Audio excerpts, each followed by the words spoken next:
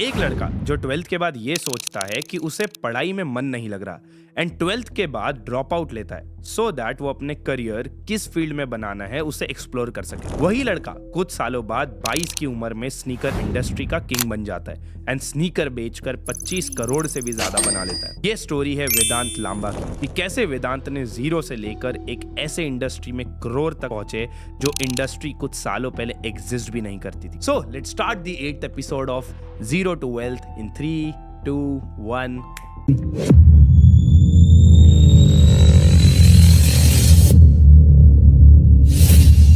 वेदांत मुंबई महाराष्ट्र में एक middle class family में जन्मे थे। उनके फादर सीए थे एंड उनके मॉम एक हाउसवाइफ। तो वेदांत की अपब्रिंगिंग काफी ग्राउंडेड और बैलेंस थी। अपनी स्टडीज 12th तक पूरी की, लेकिन शुरुआत से ही वेदांत को पढ़ाई में इंटरेस्ट नहीं आया करता था। असल में वेदांत के अंदर हमेशा से एक अलग सी चाहत थी कि कुछ अपना करके दिखाना है, एक नई कहानी लिखनी है। क्लासरूम के लेक्चर्स और सिलेबस के फ्रेम में उसका मन कभी टिकता ही नहीं था।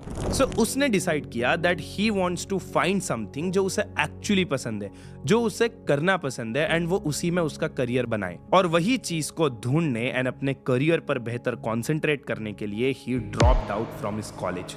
बट कैसे एक लड़का जो 12th के बाद कॉलेज भी नहीं करता, जिसने नॉर्मल एजुकेशन भी कंज्यूम नहीं किया, वो कैसे आगे जाकर स्नीकर इंडस्ट्री में करोड़ बना लेता है? Let's deep dive into it. Vedant की जर्नी यूट्यूब से शुरू हुई थी। उन्होंने अपने चैनल वेदांत लांबा पर पहले कुछ महीनों तक रैंडम वीडियोस पोस्ट करना शुरू किया एंड इससे लोग उन्हें और उनके कंटेंट को जानने लगे। ऐसे रैंडम वीडियोस बनाते हुए उन्होंने फेकेस्ट येजिस एवर नाम का एक वीडियो पोस्ट किया जो उनके बाकी वीडियोस के मुकाबले काफी वायरल हुआ। और ट्विस्ट ये था कि इस वीडियो में उन्होंने येजिस के बारे में बहुत कम बात की थी। इसे वेदांत को ये तो समझ आ गया था कि उनकी ऑडियंस जो है वो स्नीकर्स में इंटरेस्टेड है। वेदांत ने ये बात नोटिस की और अपने एंटरप्रेन्योरशिप और कंटेंट क्रिएशन के स्किल्स को मिलाकर एक आइडिया पे काम करना शुरू किया जहां इंडियंस स्ट्रीट स्टाइल फैशन को अडॉप्ट कर सके ऑथेंटिक ब्रांड प्रोडक्ट्स के साथ। एंड 2015 के आसपास जब वेदांत अपनी जर्नी शुरू कर रहे थे तब ग्लोबल स्नीकर मार्केट का वैल्यूएशन $55 बिलियन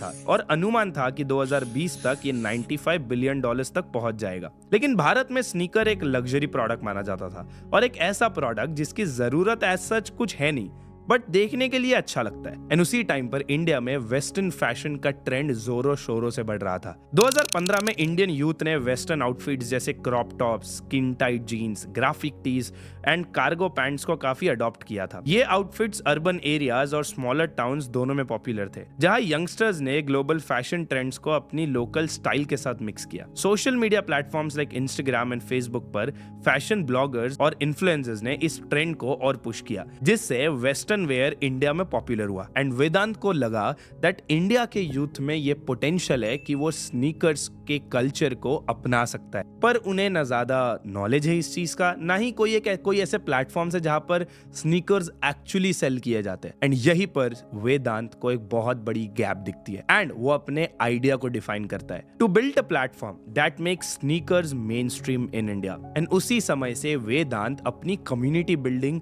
की एक्टिविटीज को करना शुरू कर देता है बिकॉज उसे पता था दैट स्नीकर इंडस्ट्री एक कम्युनिटी बेस्ड इंडस्ट्री है, जिस इंडस्ट्री में जो भी लोग स्नीकर को पसंद करते हैं उसे एक टैग दिया गया है विच आर स्नीकर हेड्स, जहां स्नीकर्स पसंद करने वाले लोगों को स्नीकर हेड्स कहा जाता है। एंड उसी को ध्यान में रखकर वेदांत अपने चैनल्स पर स्नीकर्स के बारे में ज्यादा वीडियोस बनाना शुरू करता है। जैसे जैसे वीडियोस बनते गए ऑडियंस बढ़ता गया एंड एक प्लेटफॉर्म बनाने की शुरुआत की वेदांत ने, जो YouTube channel main street TV से शुरू हुई। इस बीच वेदांत 2 और कंपनीज पर काम कर रहा था, एक मीडिया कंपनी जिसका नाम था विल्फ्रिड और एक रिटेलिंग कंपनी जहां वो भारत में नहीं मिलने वाले प्रोडक्ट्स को इंपोर्ट करके अमेज़न और सोशल मीडिया पे बेचकर प्रॉफिट कमाया करते थे। ये सब करते हुए वेदांत ने 2 इंपॉर्टेंट स्किल सीखी। नंबर 1, अपने प्रोडक्ट के बारे में कस्टमर्स को अवेयरनेस देना एंड नंबर 2, उन्हें ये प्रोडक्ट्स खरीदने के लिए कन्विंस करना। 2018 के आसपास जब भारत में हाई एंड स्नीकर्स की डिमांड बढ़ रही थी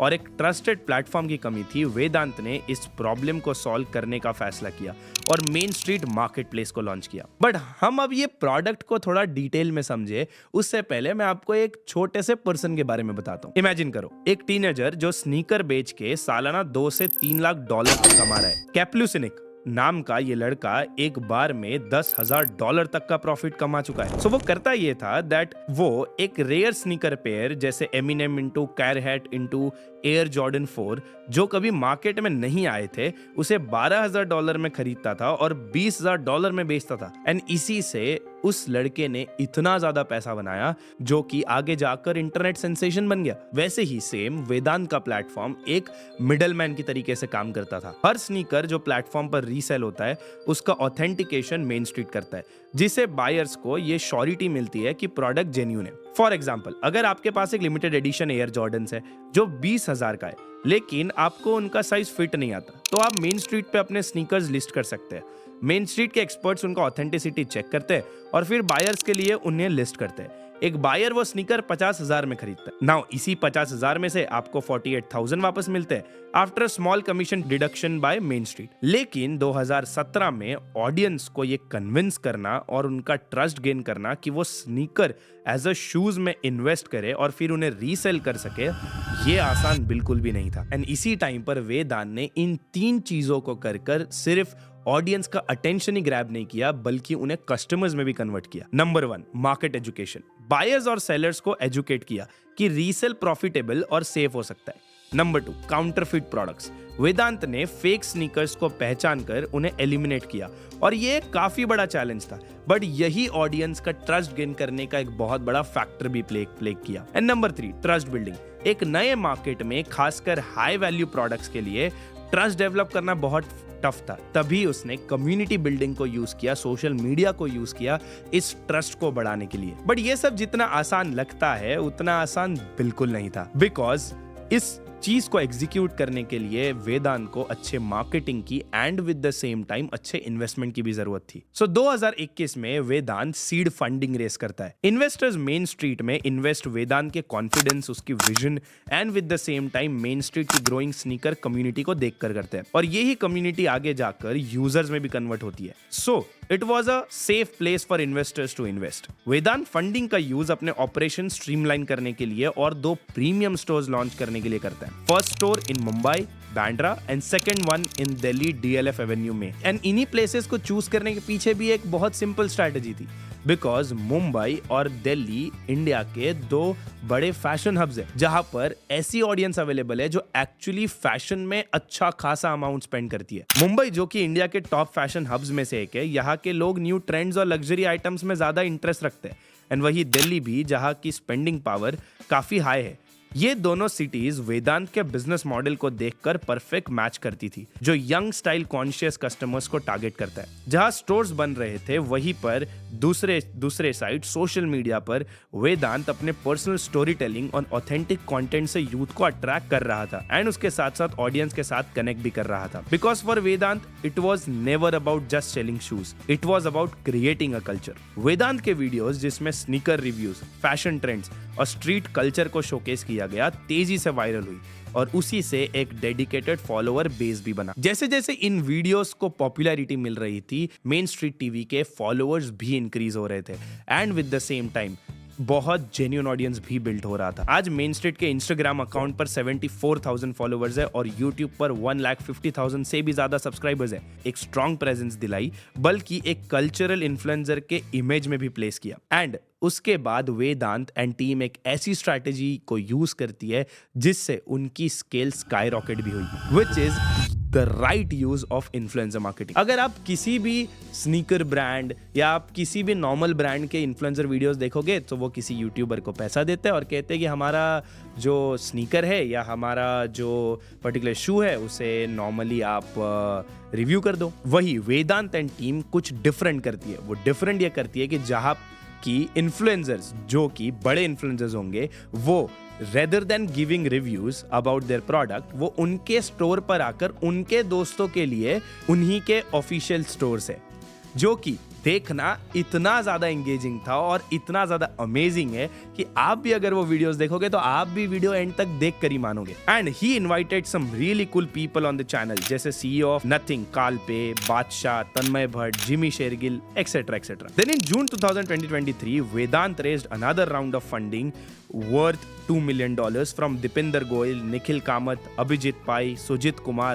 Amarjeet Singh Batra and other angel investors. And उसी एंजल इन्वेस्टमेंट में कुछ सोशल मीडिया इन्फ्लुएंसर्स भी इन्वॉल्व थे। अब एज सोशल मीडिया पर मेन स्ट्रीट टीवी काफी अच्छे से ग्रो हो रहा था, but to increase better connection and to create better culture, Vedant and team sneaker heads के लिए मीटअप्स और एक्सक्लूसिव ड्रॉप्स ऑर्गेनाइज करते हैं, जहां एंथुजियास्ट अपने आइडियाज और कलेक्शन शेयर करते हैं एंड एक साथ कनेक्शंस भी बिल्ड करते हैं। And because of all of this, in the very first year main street made a phenomenal revenue of, हमारे पहले साल ऑफ ऑपरेशंस में हमने किए थे कुछ 75 lakhs। ओके।